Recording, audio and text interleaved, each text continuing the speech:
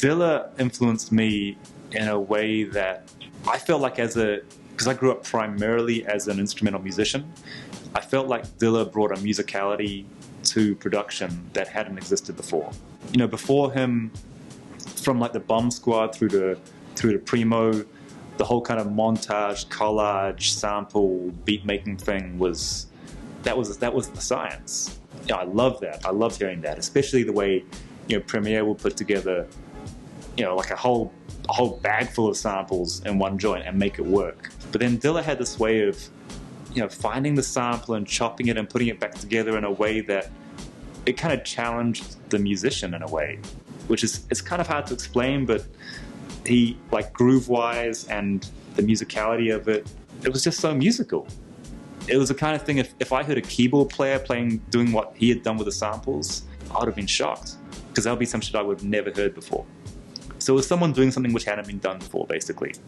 But it still had a really strong frame of reference with the history. You know, if you'd heard Tribe, then it was obviously part of that lineage once Slum Village happened.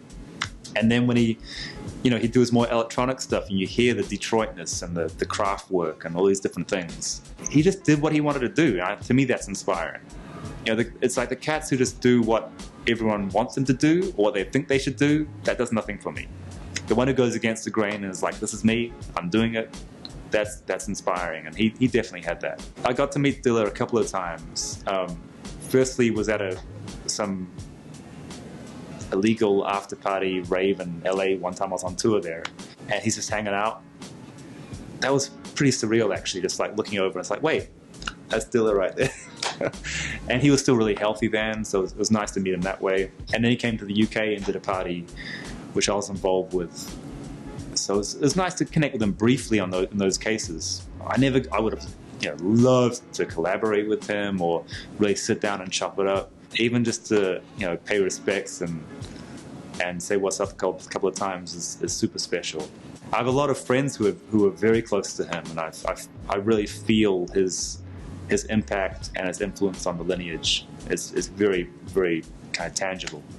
So, playing an arena, I've never done arena tours, to see him coming, I'm still thinking that's some sound guy or whatever, and he's going, da, da, da, da, da, da, and I go, huh? And he just stole on me, pop and clocked me like right around here, like he got me good. Nas is like, yo, it's a pleasure to meet you, and Kanye is like, yo, actually, like, there was a track that I think that maybe Nas had gotten from No ID or something that actually Kanye had done. So he's like, actually, I'm on this album of yours. I did this track actually as a ghost producer.